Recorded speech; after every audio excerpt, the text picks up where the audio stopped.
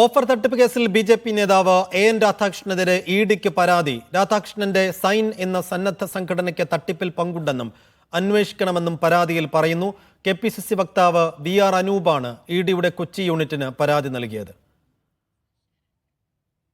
ശരൺ വിശദാംശങ്ങൾ നൽകും. ശരൺ, ഇഡിക്കാണ് അനൂപിന്റെ പരാതി. എന്താണ് ആവശ്യം? എങ്ങനെ കാണണം ഈ പരാതി?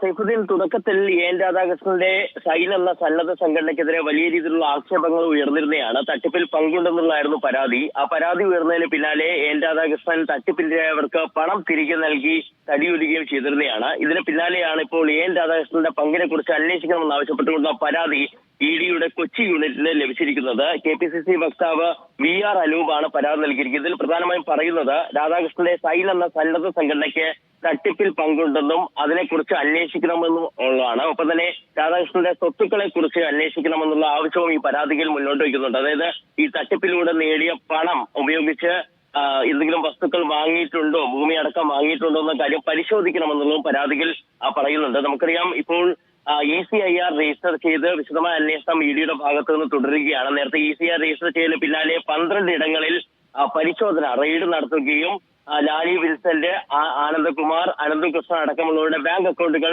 മരവിപ്പിക്കുകയും ചെയ്തിരുന്നതാണ്. അങ്ങനെ ഇഡിയുടെ അന്വേഷണം തുടരുന്ന ഇടയിൽ കൂടിയാണ് ഇപ്പോൾ എൻ രാധാകൃഷ്ണനെതിരായ പരാതിയും ലഭിച്ചിരിക്കുന്നത്.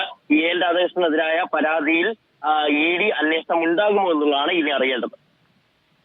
ശരി ശരൺ.